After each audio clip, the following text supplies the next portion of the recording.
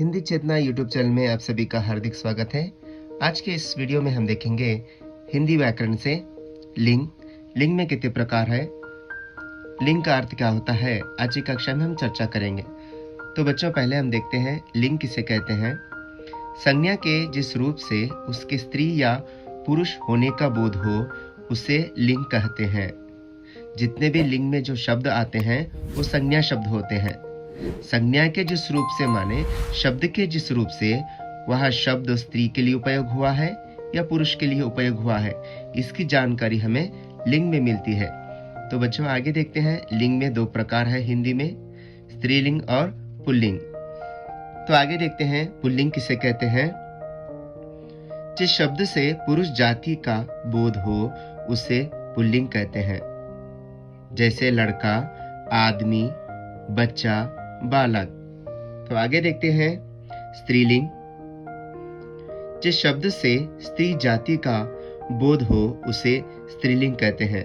तो बच्चों, आपको मैं बता दूं, व्याकरण में दो प्रकार की जाति देखी जाती है, स्त्री जाति और पुरुष जाति। स्त्री जाति का बोध कराने वाले जितने भी सारे शब्द होते हैं वे स्त्रीलिंग कहलाते हैं। पुरुष जाति का बोध कराने वाले जितने भी शब्द होते हैं वे सभी पुल्लिंग कहलाते हैं। याद रखिए, हिंदी में सिर्फ दो ही प्रकार के लिंग देखे जाते हैं, स्त्रीलिंग और पुल्लिंग।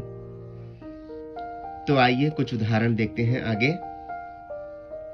पुरुष, स्त्री, आदमी, औरत, लेखक, लेखिका, छात्र, छात्रा, शिक्षक, शिक्षिका, श्रीमान, श्रीमती, बुद्धिमान, बुद्धिमती, मोर, मोरनी, गुरु, गुरुमाता। तो बच्चों, लिंग में दो प्रकार देखे जाते हैं, स्त्रीलिंग और पुल्लिंग। पुल्लिंग माने जिस शब्द से पुरुष जाति का बोध हो उसे पुल्लिंग कहते हैं।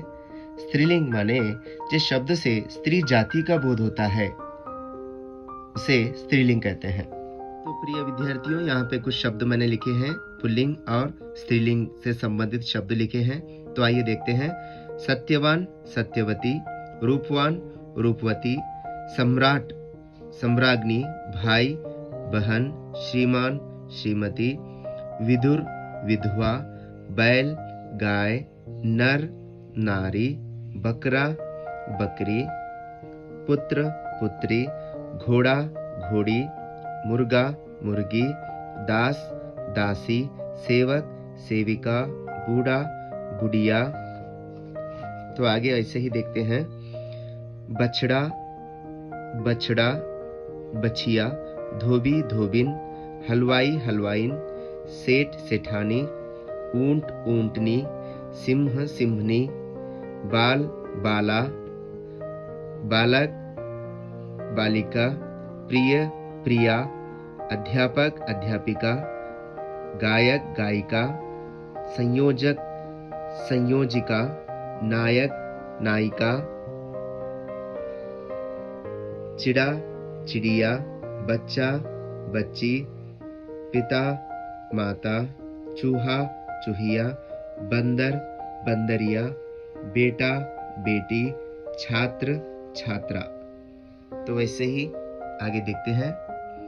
गुड्डा, गुड़िया, वर, वधू, कवि, कवयित्री, ससुर, सास, शिक्षक, शिक्षिका, राजा, रानी, विद्वान, विदुषी, सुंदर, सुंदरी, बलवान, बलवती, धनवान, धनवती, भगवान, भगवती, देव, देवी, दास, दासी, आचार्य, आचार्या, लेखक, लेखिका, देवर, देवरानी, मोर, मोरनी, बादशाह, बेगम, नौकर, नौकरानी, भाग्यवान, भाग्यवती, हलवाई, हलवाइन, अध्यक्ष, अध्यक्षा, अभिनेता, अभिनेत्री, साधु, साध्वी, पहाड़, पहाड़ी, युवक, युवती, मालिक, मालकिन, जेठ, जेठानी, भिखारी, भिखारिन,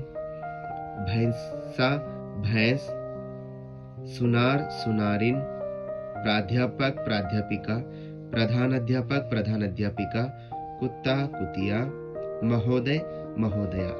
तो बच्चों इस प्रकार मैंने शब्द लिखे हैं जो पुल्लिंग और स्त्रीलिंग से संबंधित शब्द हैं, मैंने लिखे हैं। तो आपको सभी पढ़ के सुनाया हूँ। जो अलग अलग यहाँ शब्दों को किस प्रकार मनुष्य और प्राणी से संबंधित शब्दों को किस प्रकार वहाँ स्त्रीलिंग और पुल्लिंग में हम देखते हैं व्याकरण में, उनकर मैंने कंप्लीट लिखकर आपको बताने की कोशिश की है। इन सारे शब्दों को आप देखकर लिख लीजिए या आप पढ़िए और इसकी जानकारी प्राप्त कीजिए, जो आपकी परीक्षा में या आपकी भाषा को समृद्ध बनाने और स्पष्ट बनाने के लिए ये सारे शब्द जरूरी है। विद्यार्थियों, आज की कक्षा में हम देखे हैं लिंग में कितने प्रकार हैं और लिंग का अर्थ क्या होता है, आज की कक्षा में हम जान चुके हैं और उसी के साथ मैं आपको उदाहरण भी लिखकर बता चुका हूँ। तो बच्चों अगली कक्षा में और एक नए विषय के साथ मैं आपको फिर से मिलूंगा।